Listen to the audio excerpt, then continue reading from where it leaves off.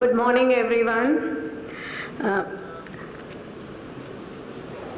Nadira ma'am, Ruchira Gupta, Dr. P.M. Nair, Gangotri Chakravarti, Geraldine Forbes, Claire, Anuradha, Priyanka and her team.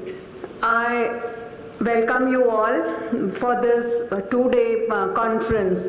And it was just a chance meeting. You know, I was looking at Facebook and I read something about Sarfaraz Ahmed's book, and I said, my God, I called him up immediately and I said, I didn't know you work on the issue of trafficking. And he said, no, I'm very much involved, and we started talking. And I said, you must come to my university and talk. We do a lot of interdisciplinary work, but it is primarily within social science or with humanities. We never collaborate with law schools. And so it was a very exciting thing. Unfortunately, he could not get the time, and this never took off. So then again he said, why don't we organize a conference and we can do it on a Saturday, Sunday, which is available. And this was a very good opportunity where we could get different perspectives on this. And our Center for Women's Studies works in one of these areas.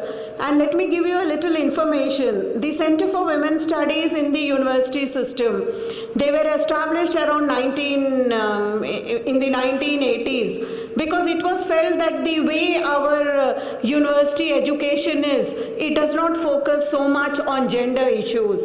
So you had all these centers which were set up in many of the universities, and they had primarily 5 agendas. Teaching was important, then you had research, extension, you had to do a networking, and also, you know, kind of do an outreach. So, you know, we have been working with different institutions. We have our own research program. We teach our courses in gender studies. And many of my students have worked on the issue of trafficking in different regions, from Assam to Bengal to Odisha. And this was something, you know, which a common interest which brought us together, and we were able to get a large number of people around this. Sarfaraz Ahmed has already mentioned that today, you know, this is one of the major issues. In fact, it has been stated that the maximum, you know, revenue source which you get if it is from arms trading, one, second is from drugs, the third comes from trafficking. So it's a very, you know, important business which brings in a lot of money. And there has been, you know, it is also a question of how do we look at ourselves as a society. The very fact that you are maltreating a human being who can be trapped easily because of their ignorance and poverty, and they are trafficked for different purposes without their knowledge, for exploitation. It could be sexual exploitation, it could be slavery, it could be bonded labor or forced labor on domestic and commercial fronts. So it is a gravest kind of atrocity against human beings which we have. And already today, every country, you can see a lot of migration, especially after globalization. And within state, there is a migration from a less developed to a more developed state, from a less developed country to a more developed country. And every region is affected either as a center of, you know, either as a destination or through, you know, as a destination for the origin or transit of trafficking. Something again very interesting is that poverty and illiteracy become a major source for this. And the destination where they go, they are marked by industrial and commercial infrastructure. You know, you have transport hubs over there.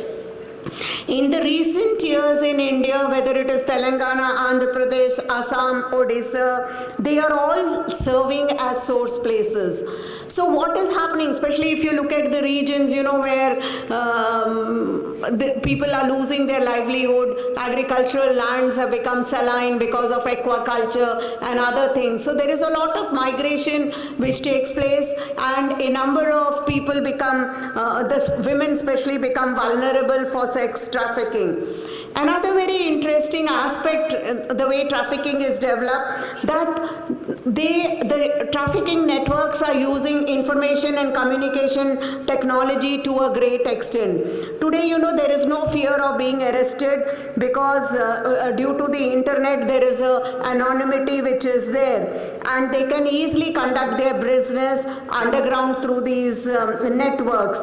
And what we find is that, it brings in minimum risk to the person. At least a person who's dealing with arms trade or drugs, if they are caught, they are put behind bars. But in the case of trafficking, you are never able to catch that person. So, it's a very multi-dimensional issue which has a lot of impact on our society and the way our society is growing in future. So, keeping all these issues in mind, we have brought in a large group of experts who will be looking at these aspects from different perspectives, and we will discuss and debate these issues for 2 days. Thank you very much.